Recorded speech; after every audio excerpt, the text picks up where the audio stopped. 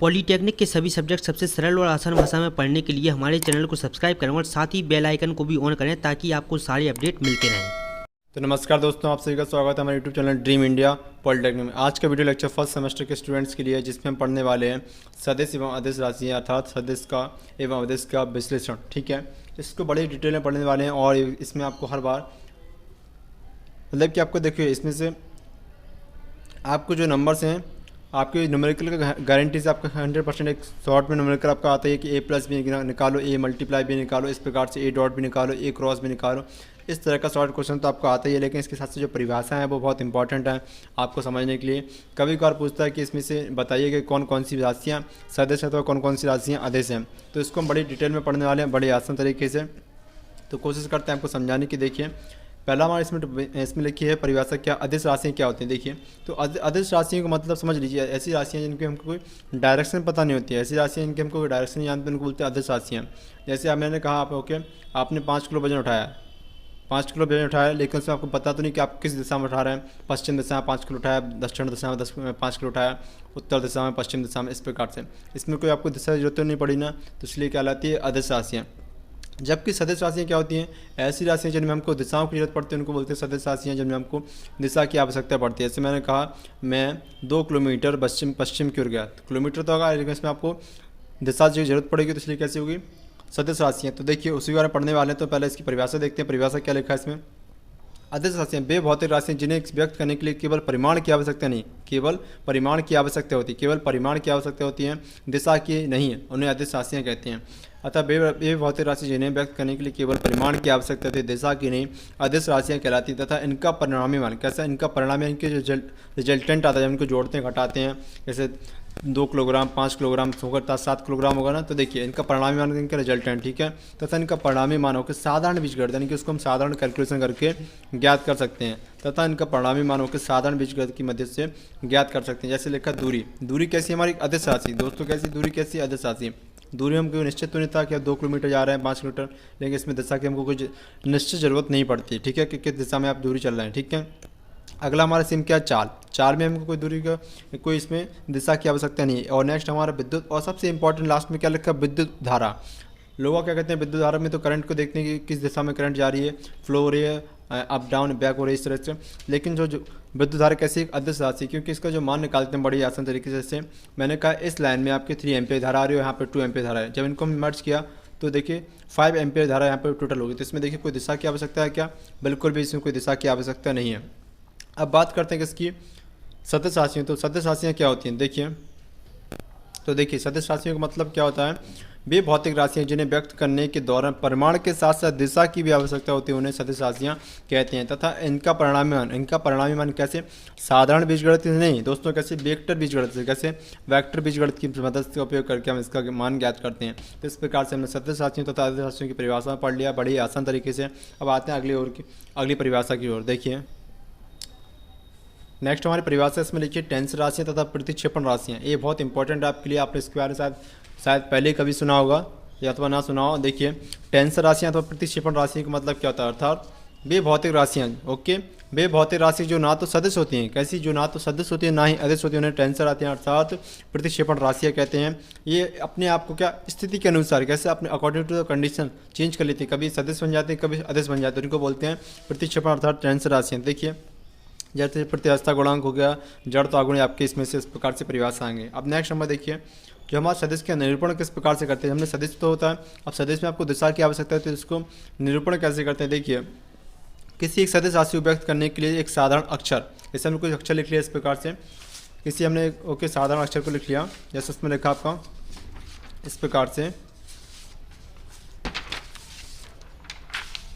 जैसे देखिए किसी हमने एक साधारण अक्षर को लिख लिया ओके, ये तो साधारण अक्षर की कैसी अदिश राशि होगी। अब इसके ऊपर हमने वेक्टर चिन्ह लगा लिया, ठीक है, इस दिशा में, तो इसका मतलब क्या होगा, एक इस दिशा को शो कर रहे तो कैसा हो, ए सदिश बन जाएगा, सदिश राशि। ठीक है, तो इस प्रकार से हम इसको ज्ञात कर लेते हैं। देखिए तो किसी राशि को व्यक्त करने के लिए उसके साधारण अक्षर जैसे ए को उसके ऊपर लेकर तीर का चिन्ह लगा देते हैं, तो उसको क्या सदिश राशि के रूप में उसको काउंट करते हैं। जिस प्रकार से ज्ञात कर लेते हैं उसका जब मॉड निकालना होता है, कैसे इसका मॉड निकालना होता है, तो उसको हम आगे न्यूमेरिकल में सिखाएंगे, तो इस प्रकार से हम इसका मॉड भी ज्ञात कर लेते हैं। अब बढ़ते हैं अगली ओर। तो देखिए इसमें हमने बिल्कुल शॉर्ट नोट आपके बना रखा है, यानी कि सदिश राशियाँ क्या होती हैं जिनमें आपको रिजल्ट तो होता है, यानी कि परिणाम होता है, परिमाण होता है, इसके साथ साथ दिशा भी दी होती है इसमें, ठीक है। इसमें आपको परिमाण होता है और इसमें दिशा भी दे रखी होती है। इसमें लिखा 2 किलोमीटर पश्चिम की हो तो कैसी अब ये सदिश राशि कहलाएगी। और अगर मैंने कहा 2 किलोमीटर तो केवल इसमें परिमाण है, दिशा नहीं है, तो कैसी अदिश राशि कहलाएगी, ठीक है। तो सदिश राशि में क्या परिमाण एवं दिशा दोनों होती हैं, ठीक है। अभी देखिए सदिश राशि को निरूपण अर्थात उसका मापांक कैसे ज्ञात करते हैं, इसका परिमाण कैसे ज्ञात करते हैं। कुछ सदिश राशि आपको दे रखी है, उसका मापांक कैसे हम ज्ञात करते हैं। देखिए एक एग्जांपल की समझ सकते हैं, बाकी इसको हम डिटेल में समझाएंगे। अब न्यूमेरिकल आपको इसकी नेक्स्ट वीडियो कराएंगे। देखिए इस प्रकार से मैंने कोई नंबर लिख रखा है यहाँ पर 2i + 2j और +2 के, इस प्रकार से मैंने कोई नंबर लिख रखा है इसमें, ठीक है। 2i कैप 2j कैप और 2k कैप, इसमें आपको इस प्रकार से कोई नंबर दे रखा है यहाँ पर। ए बराबर इसको मान लीजिए मॉड ए बराबर, इसको आपको ए वेक्टर की वैल्यू दे रखी है। अब आपको क्या ज्ञात करना है इसका मॉड। तो मॉड कैसे ज्ञात करेंगे, सबसे पहले लिखेंगे मॉड ए इक्वल, ठीक, मॉड ए इक्वल का लगा दें, इस ऊपर रूट का चिन्ह लगा दिया आपने, ओके। अब जैसे लेकर 2 फिर 2 का वर्ग कर दिया, ओके, प्लस 2 का फिर यहाँ वर्ग कर दिया, यहाँ पर फिर इसके लिए 2 का वर्ग कर दिया, ठीक है। अब इन सभी का वर्ग करते हैं, 2 दिन 4 4 4, ओके, यानी 12। इस प्रकार से हमारा मॉड कितनी वैल्यू आ गई, यानी मॉड ए की वैल्यू कितनी आपकी 12। इस प्रकार से हम इसका मॉड ज्ञात करते हैं। देखिए इसको हम बड़ी डिटेल में समझेंगे जब न्यूमेरिकल का पार्ट करेंगे, तो मैं दोबारा रिपीट कर रहा हूँ उसको। अगला नंबर देखिए, जो हमारे ए वेक्टर हमने अभी पढ़े थे, तो वेक्टर देखिए इसमें लिखा होता है, जो हर नंबर पीछे कुछ नंबर लिखे होते हैं, 2i कैप j कैप के कैप होते क्या आकर। देखिए इनको कहते हैं वेक्टर अर्थात इनका मापांक। देखिए जैसे मैंने x दिशा में चल रहा हूँ कि ना, बाहर में x दिशा में चल रहा है, दिशा आपकी विविधता कितनी होती है, एक x होती है एक y होती है। x दिशा ये y दिशा ऊपर की होती है, एक्स दिशा इस प्रकार की होती है y, और इसके ऊपर यानी कि हॉरिजॉन्टल यानी कि जो ऊपर की लाइन खींचे, कैसे ऊपर की ओर जो लाइन खींचते हैं इसको बोलते हैं जेड, यानी कि यहाँ तो पेपर तो आपका 2D होता है, लेकिन इसमें 3D तो खींच नहीं सकते, लेकिन 3D कहाँ खींचेंगे, इस प्रकार से हमने इसको जेड मानिए। तो देखिए तो x दिशा में कौन सा वेक्टर चलेगा आपका i वेक्टर, y दिशा में कौन सा चलेगा आपका j वेक्टर, और z दिशा में आपका k वेक्टर। इस प्रकार से हम चलाते हैं। तो देखिए वही इसमें आपको डिस्क्राइब किया गया। देखिए इस प्रकार से ये वेक्टर होते हैं आपके, आई एकांक वेक्टर कहाँ काम करता है, एक्स अक्ष में, जे वेक्टर आपका वाई अक्ष में समझाता है, और के वेक्टर आपका जेड अक्ष में। इस प्रकार से वर्क करते हैं। तो देखिए इस प्रकार से हमारे 3 अक्ष होती हैं, एक्स वाई और जेड। देखिए तो इस प्रकार से मैंने आई कहाँ होता है एक्स अक्ष के लिए, और जे कहाँ होता है वाई अक्ष में, और के कहाँ होता है आपका जेड अक्ष में। इस प्रकार से हमारे निर्धारित होते हैं। अब आते हैं अगले और, अब इसी को और डिटेल में समझते हैं हम। देखिए जैसे हमारी मुख्यतः कितनी 4 दिशाएं होती है, कितनी होती है मुख्यतः 4 दिशाएं, पूर्व पश्चिम उत्तर दक्षिण। ये दिशाएं होती है हमारी यहाँ पूर्व पश्चिम और उत्तर दक्षिण। इस प्रकार देखो कुछ मैंने एग्जांपल दे रखे हैं आपको। इसमें लिखा है आपका वी वेग बराबर, यानी वी वेक्टर बराबर दे रखा 10i। आई कैप लिखा दोस्तों, क्या लिखा आई कैप का मतलब क्या होगा, ये एक्स अक्षीय दिशा है, कैसी आई, जहाँ आपका जे लिखा हुआ वाई अक्षीय दिशा, और जहाँ पर लिखा हो के वो जेड अक्ष की दिशा है। इस प्रकार से देखिए तो 10i लिखा है यहाँ पर। तो आई का मतलब क्या होगा, एक्स अक्ष की दिशा है, आपको परिमाण दे रखा और दिशा दे रखी है। तो कैसी है, ये एक सदिश राशि है। और यहाँ पर जे का मतलब क्या होगा, वाई अक्ष की दिशा, तो यहाँ पे के का मतलब क्या होगा, जेड अक्ष की दिशा। इस प्रकार से हम ज्ञात करते हैं। अब इसके बाद बढ़ते हैं अगली नेक्स्ट परिभाषा की ओर। अब हम आ गए हैं बिल्कुल जो क्वेश्चन आपका हर बार यानी कि लॉन्ग में हर बार फिक्स आता ही है, जिसमें अगर आपका क्वेश्चन इस प्रकार से आएगा तो इसे हर बार आपका लॉन्ग में क्वेश्चन आने वाला है। तो देखिए इसमें लिखा आपका क्वेश्चन लिखा होगा कि समांतर चतुर्भुज विधि के द्वारा इस प्रमेय को सिद्ध करें। ठीक है, समांतर चतुर्भुज विधि के द्वारा इस प्रमेय को सिद्ध करें। ये लिख के ले लीजिए आपका, यानी कि क्वेश्चन आपका 100% अगर लॉन्ग में आएगा तो यहीं से क्वेश्चन आने वाला है इस टॉपिक से। अगर देखिए तो इसमें आपको इस तरह से क्वेश्चन दे रखा है, इसमें लिखा है कोई वेक्टर। ठीक है, तो इसमें आपको समझाते हैं आपको। जैसे आपको 2 वेक्टर हैं, ठीक है, ए मैंने यहाँ से वेक्टर खींच रखा है, एक सेकंड वेक्टर मैंने यहाँ से खींच रखा है। ठीक है, अब इनके बीच में जो वेक्टर निकालें, कैसा वेक्टर यहाँ से निकाला तीसरा। तो देखिए कुछ वेक्टर्स यानी कि इसको आगे बढ़ाएंगे, कुछ वेक्टर मैंने यहाँ पे आगे बढ़ा दिया, यहाँ मिलाएंगे तो कहीं जाकर मिलेंगे ना। तो इसी को समझाना है कि इसको वेक्टर को समांतर चतुर्भुज की प्रमेय क्या होती है। तो देखिए उसी समझाने वाले हैं। देखो ऐसे मैंने यहाँ पे एक वेक्टर लिखा, ए वेक्टर आपका यहाँ पे ए बी वेक्टर। ठीक है, जब इनका परिणाम यानी कि रिजल्टेंट कहाँ से इनके बीच से आएगा ना, देखिए ये ए वेक्टर इनका बी वेक्टर, इनका रिजल्टेंट तो बीच से आएगा। यहाँ तक इसको मान लीजिए ये आपका आर वेक्टर रिजल्टेंट है। देखिए तो इसको हम जब आगे आगे बढ़ाते हैं, इसको थोड़ा आगे की ओर बढ़ाते हैं, इसको थोड़ा और आगे बढ़ाते हैं, तो यहाँ कहाँ मिलता है, इस बिंदु पर मिल जाता है। तो देखिए तो पी क्यू आपका क्या ए वेक्टर को डिपार्ट करता है, और यहाँ पे पी एस क्या बी वेक्टर को डिपार्ट करता है। ठीक है, और आर आपका क्या पर रिजल्टेंट है। देखिए सी यदि किन्हीं 2 वेक्टरों के परिणाम और दिशा के 2 समांतर चतुर्भुज की 2 संलग्न भुजाओं के द्वारा प्रदर्शित किया जाए, यानी कि 2 वेक्टर हैं उनको अपने समांतर चतुर्भुज की 2 भुजाओं के द्वारा प्रदर्शित कर दे, इनको रिप्रेजेंट कर दे। ठीक है, तो उन दोनों वेक्टरों का परिणामी वेक्टर, तो उन दोनों वेक्टर, ये दोनों वेक्टरों का परिणामी वेक्टर, इन दोनों वेक्टरों का परिणामी वेक्टर समांतर चतुर्भुज के उस विकर्ण के, जो समांतर चतुर्भुज तो हमारा बन गया, देखो यहाँ पर समांतर चतुर्भुज के उस विकर्ण के, यही देखो विकर्ण भी बन रहा है और इसका परिणामी वेक्टर बन रहा है। तो समांतर चतुर्भुज के उस विकर्ण के बराबर होगा जो उनके कटान बिंदु से होकर जाता है। जो उनके कटान बिंदु तो आपके यहाँ पर हो रहा है, जो उनके कटान बिंदु से होकर जाता है, जहाँ पे ये दोनों वेक्टर कहाँ काट रहे हैं, यहाँ पे काट रहे हैं, जो उनके कटान बिंदु से होकर गुजरता है। यानी कि इसको पेन को देखो और मैं इसको ऐसे आगे बढ़ाऊँ तो कैसा होगा आपका रिजल्ट, यानी कहाँ से निकल रहा है कि कटान बिंदु से होकर जा रहा है। इस प्रकार से कहाँ से कटान बिंदु से होकर जा रहा है। तो इस प्रकार से आपको समझ में आया कि समांतर चतुर्भुज में सबसे पहले आपको क्या इंट्रोडक्शन लिखना है कि होती क्या है। तो इस प्रकार से लिखा। अब इसका फॉर्मूला कैसे हम बनाते हैं, तो देखिए ये आपके 100% डेरिवेशन यहाँ से स्टार्ट होने वाली है। देखिए तो पहले डेरिवेशन हम पढ़ने वाले हैं, इसमें लिखा है आपका सूत्र की स्थापना। देखिए इस प्रकार से हमको क्या करना है, इसी समांतर चतुर्भुज को सबसे पहले हम बना लेते हैं। देखो हमने ए वेक्टर यहाँ से पी एस एक वेक्टर खींचा से, ओके एक वेक्टर हमने पी बनाया, उसके बनाम लिख दिया पी एस, और यहाँ से एक वेक्टर बनाया क्या, पहले क्या बनाया पी क्यू, एक वेक्टर ने खींचा था क्या ए, जिसका नेम क्या था हमारा ए वेक्टर। देखो इसको लिख देते हैं ए वेक्टर, ठीक है। ए वेक्टर हमारा इस प्रकार से लिखा हुआ है। अब इसी वेक्टर को हम थोड़ा थोड़ा आगे बढ़ाते हैं, थोड़ा हमने यहाँ आगे बढ़ा दिया और थोड़ा यहाँ आगे बढ़ा दिया, ठीक है, थोड़ा थोड़ा आगे बढ़ा दिया। अब देखो यहाँ से रिजल्टेंट खींच दिया इसका, यानी कि आर क्या है आपको परिणामी वेक्टर है, और यहाँ से इसको यहाँ से खींच दिया। अब देखो यहाँ से क्या करते हैं, एक लंब डालते हैं, क्या डालते हैं एक लंब, यानी कि पी क्यू, एक लंब खींचा हमने यहाँ से। तो जो यहाँ से जो लंब खींचेगा, जहाँ पे आपका वेक्टर एंड हो रहा ना, यानी यहाँ पे जो पी क्यू ए वेक्टर था, यहाँ पे जो एक लंब खींचना है इसके लिए, तो हमने यहाँ पे जो बिंदु खींचा, यहाँ से भी एक परिणामी निकलेगा कि नहीं निकलेगा। देखो यहाँ से एक लंब खींच लिया और यहाँ से एक लंब खींच लिया, तो एक नया वेक्टर ये बन गया, एक नया वेक्टर ये बन गया, ये बी कॉस थीटा बन गया और बी साइन थीटा बन गया। इस प्रकार से तो इनका भी तो एक परिणामी यहाँ से जाएगा ना दोस्तों। देखिए तो यहाँ से कौन सा थीटा कोण बना रहे हैं यहाँ से, और यहाँ से क्या बना था आपका अल्फा कोण, इस प्रकार का अल्फा कोण बना रहा था, ठीक है। और इसको हाफ क्या करेंगे, इसको पूरा थीटा कोण कहते हैं। देखिए तो माना कि देखो उसको समझाने का प्रयास करते हैं, माना कि पी क्यू आर एस एक समांतर चतुर्भुज, माना कि पी क्यू आर और एस कैसा, पी क्यू आर एस एक समांतर चतुर्भुज इस प्रकार से, ठीक है, जिसकी भुजा पी क्यू ए को होकर वह भुजा पी एस के द्वारा बी को प्रदर्शित करती है, जिसकी भुजा पी क्यू ए को वेक्टर प्रदर्शित करती है, जिससे वह भुजा पी एस वेक्टर बी को प्रदर्शित करती है इस प्रकार से, ठीक है। इन दोनों वेक्टरों का परिणामी वेक्टर, इन दोनों वेक्टरों का परिणामी वेक्टर आर, ठीक है, इन दोनों वेक्टरों का परिणामी वेक्टर आर विकर्ण पी आर के द्वारा प्रदर्शित किया, विकर्ण पी आर के द्वारा इसको रिप्रेजेंट करते हैं। इस आर वेक्टर कहाँ से रिप्रेजेंट करते हैं, पी आर के द्वारा हम इसको प्रदर्शित करते हैं, ठीक है। अब बढ़ते हैं अगली ओर।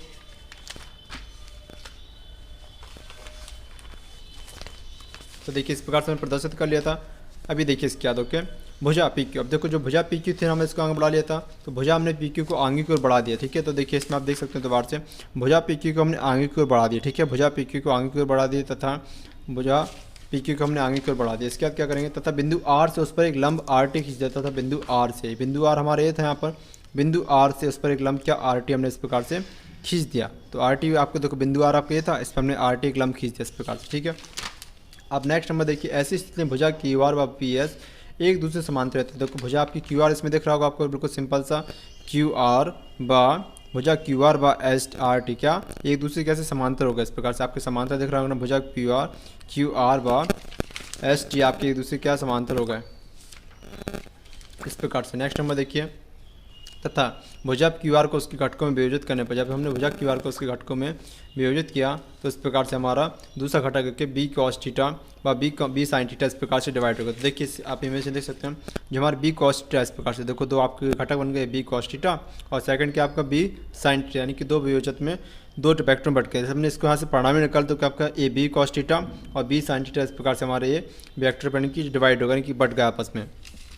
अगला क्या होगा इसमें से, देखिए यहाँ तक क्लियर हो गया। अब इसकी हम अब कैलकुलेशन पाते हैं। देखो त्रिभुज हम क्या लेते हैं पी आर टी, त्रिभुज हमने क्या लिया पी आर टी, इस प्रकार से त्रिभुज को ले लिया। अब इस त्रिभुज में देखिए पी आर टी हम ले रहे हैं, यहाँ पर देखो पी आर और टी, पी आर टी को हमने ले रखा है यहाँ पर। अब इसको हम हल करते हैं। देखो तो आपने पाइथागोरस पर पढ़ी होगी, कर्ण का स्क्वायर और आप लंब का स्क्वायर प्लस आधार का स्क्वायर, तो उसी फॉर्मूले को अप्लाई कर देते हैं। देखिए तो पी आर टी और आप क्या होगा आपका यहाँ पर, देखिए पी आर स्क्वायर बराबर P T square plus R T square के पास हमने लिख दिया। और देखिए चूँकि पी टी बराबर क्या Q T, P Q plus Q T बराबर, तो इस प्रकार से हमने इनकी वैल्यू पुट कर दी। इस प्रकार से हमारी डेरिवेशन होगी। बस आपको इतना सा लिख के दिखाना उसमें, और देखो इसको दोबारा से वर्क कर दिया। इसकी वैल्यू पी टी की वैल्यू कहाँ पुट कर दी आपने, इसके अंदर पुट कर दी P Q plus Q T का स्क्वायर प्लस आर टी का स्क्वायर, इस प्रकार से हमने पुट कर दिया। और इसको हम खोल लेते हैं ए प्लस बी का, और इसको क्या होता है P Q square plus Q T square plus 2 plus Q dot Q T okay plus R T square. जब हमने इसको खोला इस प्रकार से, तो देखिए आपको इसमें कुछ कॉमन तो नहीं मिला इसमें, लेकिन अब इसको साथ में लिख लें, चूँकि हम जानते हैं Q T square plus R T square और क्या होता है क्यू आर स्क्वायर। देखिए क्यू टी का स्क्वायर प्लस आर टी का स्क्वायर क्या होता है क्यू आर टी। कहाँ से त्रिभुज आपका कौन सा है? Q R T. देखिए त्रिभुज क्यू आर टी, देखो इसमें आपको देखा होगा क्यू टी का स्क्वायर। क्यू टी का स्क्वायर क्या होगा आपको? देखो Q T square plus R T, यानी कि जब हम इसका विकर्ण क्यू आर बराबर क्या हो जाएगा? क्यू आर का स्क्वायर बराबर क्या? क्यू टी का स्क्वायर प्लस आर टी का स्क्वायर, यानी कि पाइथागोरस प्रमेय को हम यहाँ से अप्लाई करेंगे। ठीक है, तो इसका यानी कि जो इसकी विकर्ण किसके बराबर हो जाएगा? इन दोनों के इसका वर्ग किसके बराबर हो जाएगा? इन दोनों के वर्गों के योग के बराबर हमारा हो जाएगा। तो देखिए इस प्रकार से हमने इसको लिख लिया यहाँ पर, इसकी वैल्यू यहाँ पुट कर देते हैं। देखो पी आर की वैल्यू कितनी थी हमारी? आर। पी आर की वैल्यू कितनी थी हमारी? आर। देखो तो पी और आर की वैल्यू आर वेक्टर थी, यानी कि आर स्क्वायर का मान हो गया। पी क्यू की वैल्यू कितनी थी हमारी? पी क्यू ए वेक्टर थी, यानी कि ए स्क्वायर प्लस बी, यहाँ पे क्या लिखा आपको? Q R. Q R square यानी कि क्यू आर की वैल्यू कितनी थी हमारी? Q R. इसकी वैल्यू कितनी? बी। देखो इसके समान था बिल्कुल ना, तो इसकी वैल्यू भी, तो इसकी वैल्यू भी क्या? बी हो जाएगी। तो इस प्रकार से B square plus 2 P Q की वैल्यू हम जानते हैं, पी क्यू की वैल्यू क्या? ए थी, और क्यू टी की वैल्यू हमारे जानते हैं क्या होती है? क्यू टी की वैल्यू बी। इस प्रकार से देखो क्यू टी, तो इसकी वैल्यू कितनी बी होगी? सेम बिल्कुल 2ab cos थीटा। इसका घटक कितना था हमारा? b cos theta. इस प्रकार से हमने इसको अंदर पुट कर देते, इस प्रकार से हमारी डेरिवेशन हल हो गई। तो आपको और डेरिवेशन नहीं लिखना, तो बिल्कुल सिंपल से क्या करें, इतना आपने एक्सप्लेन करते क्या लिख देंगे? नियम से। ओके, समांतर चतुर्भुज के नियम से आर स्क्वायर बराबर A square plus B square plus 2ab, इस प्रकार से हमको लिख देना है। ठीक है, तो इस प्रकार से हमने इसको देख लिया, बड़ी आसान तरीके से हमने डेरिवेशन को हल कर लिया। अब इसके बाद बढ़ते हैं अगले टॉपिक की ओर। अगला हमारा क्वेश्चन इसमें लिखा हुआ है रोलर को ढकेलना व खींचना, यानी कि ये क्वेश्चन आपका 100% यानी कि आने की पूरी संभावना होती है। वैसे अगर आएगा तो इसी क्वेश्चन को हमेशा उठाते हैं एग्जामिनर, कहते हैं रोलर, यानी कि रोलर की जगह किसी गाड़ी को लिख सकते हैं। वो लिखते हैं किसी गाड़ी को खींचना अथवा ढकेलना क्या सरल होता है? खींचना कठिन होता है अथवा ढकेलना कठिन होता है, इसमें से क्या सरल होता है अथवा क्या कठिन होता है? आपको वहाँ पर रोलर की जगह किसी नाम चेंज कर, किसी गाड़ी को ढकेलना, किसी गाड़ी को खींचना, इस प्रकार से वो लिख सकता है। ठीक है, तो देखिए इसके लिए देखो दो हमने कंसेप्ट बना रखे, यानी कि दो फिगर रख लगे। ये आपको फिनोमेना 1 दिख रहा है, फिनोमेना 2 दिख रहा है इस प्रकार से। ठीक है, इसमें देखो ये हमारा क्या रोलर है दोस्तों, क्या आपकी रोलर है कि इसका पहिया इस प्रकार से देखो, यानी कि गाड़ी। ठीक है, रोलर है, उसको हमने क्या यहाँ से हैंडल कनेक्ट किया, इसका हैंडल कनेक्ट इस प्रकार से यहाँ से देखो एक हैंडल यहाँ से कनेक्ट। ठीक है, अब इसको क्या कर रहे हैं हम? इस रोलर को क्या कर रहे हैं हम? ढकेल रहे हैं। इसको क्या कर रहे हैं? इसको खींच रहे हैं। तो देखिए, तो ढकेलना आसान होता है, किसी चीज़ को खींचना। देखिए तो सबसे पहले आपको इस प्रकार से एक रोलर यानी कि फिगर को बना लेना इस प्रकार से। तो देखिए जो इसका रोलर है इसका भार कहाँ? नीचे को होगा ना। किसी वस्तु वजन कहाँ होता है? नीचे को भगता ना। तो देखिए तो भार mg इसका नीचे को है, इस रोलर में आपको भार mg नीचे को है। ठीक है, अब इस रोलर को आप क्या कर रहे हैं? ढकेल, यानी कि धक्का देना उसको ना। तो इसको आप धक्का लगाएंगे तो यानी कि प्रेशर कहाँ पड़ेगा इसके? ऐसे इसको धक्का लगाएंगे तो यहाँ पर होगा यानी कि एफ। इस प्रकार से हमारा ये वेक्टर लिखा। जब इस वेक्टर को हम लेकर, ठीक है, जब इस वेक्टर के देखो जब धक्का लगाएं तो यानी कि ये इस ओर गति करेगा अथवा इस ओर गति करेगा। तो देखिए इसके जो वेक्टर यानी कि कहा दो भागों में डिवाइड होगा, यानी कि एफ कॉस थीटा व एफ साइन थीटा। इस प्रकार से हमने इसको दो भागों में विभाजित कर दिया। इस वेक्टर यानी कि जो एफ वेक्टर था आपने इसको दो भागों में विभाजित कर दिया, एफ साइन थीटा व एफ कॉस थीटा। इस प्रकार से हमने इसको ढकेला। ठीक है, तो देखिए जिसका परिणाम यानी कि इसका टोटल वेट आएगा कितना? इसके ऊपर तो वेट बढ़ जाएगा, यानी कि इसका वजन बढ़ जाएगा। ठीक है, जब इसका वजन लगा, आपका वजन लग गया प्लस इसका वजन लग गया तो कितना? दोनों का वजन बढ़ गया, तो यानी कि इसको ढकेलना आपको के लिए कठिन हो जाएगा। तो देखिए तो टोटल भार कितना, यानी कि परिणामी भार कितना हो जाएगा? W बराबर mg। तो इसका रोलर का वेट था जो आपने इस पर घटक लगाया कितना? f sine theta. f sine theta इसके ऊपर वजन लग रहा है नीचे को ना, तो इसका भी वजन आपके ऊपर पड़ गया, यानी कि इसका मतलब रोलर को ढकेलना अत्यधिक कठिन होता है। इसकी देखिए थ्योरी लिखाएंगे आपको। अब हम रोलर को क्या करना है? खींचना है। ठीक है, तो रोलर को खींचना बड़ा आसान होता है। देखिए इस प्रकार से हमने इसको खींच लिया। ठीक है, तो इस रोलर को जब खींचेंगे इस ओर तो देखिए इसका भार mg तो नीचे को लग रहा है। जब इसको हम इस ओर खींचेंगे तो इसके दो वेक्टर ना दो भागों में विभाजित आएंगे, यानी कि f वेक्टर कहाँ? f cos थीटा बढ़ जाएगा और f sin थीटा। देखो तो ए वजन तो आपका इसमें नीचे को नहीं आ रहा है, इसका कहाँ? सीधा इस ओर, यानी कि वो मूवमेंट कराने में आपकी मदद कर रहा है। ठीक है, तो परिणामी भार क्या हो जाएगा? mg में से जो आपका f cos f sin theta वजन था वो हट जाएगा। ठीक है, यानी कि इसमें से घट आएगा तो इसका परिणामी भार कितना आएगा? W बराबर mg minus f sin theta. इस प्रकार से हमारा वजन आएगा। ठीक है, किसी रोलर को बल लगाकर ढकेलना कठिन होता है, क्योंकि ढकेलने के दौरान जब बल लगाया जाता है तो उसमें लगाया गया बल क्षैतिज दिशा से, कहाँ से? क्षैतिज से कितना? थीटा कोण बनाते हैं। यहाँ पे देखो इसमें क्षैतिज से थीटा कोण बनाता है, तथा ऐसी स्थिति में लगाया गया बल को उसके घटकों में विभाजित करने पर एक घटक एफ कॉस थीटा, कौन सा?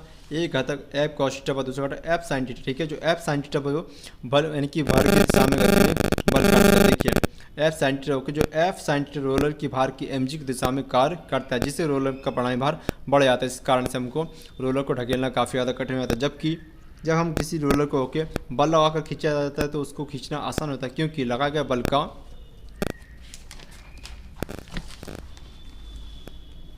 तो देखिए लगा गया बल का घटा गया एफ साइन थीटा रो के रोलर के भार mg के विपरीत दिशा यानी कि उसकी अपोजिट दिशा में कार्य करता है, तो इस प्रकार से उनका परिणामी भार कैसा कम हो जाता है, यानी कि W डैश बराबर क्या हो जाएगा mg minus F sine theta और घट जाता है। तो इस प्रकार से इससे हमें रोलर को खींचना काफ़ी आसान पड़ जाता है। इस प्रकार से हमने इन क्वेश्चन की जो आने वाली महत्वपूर्ण परिभाषा है उनको कंप्लीट कर लिया।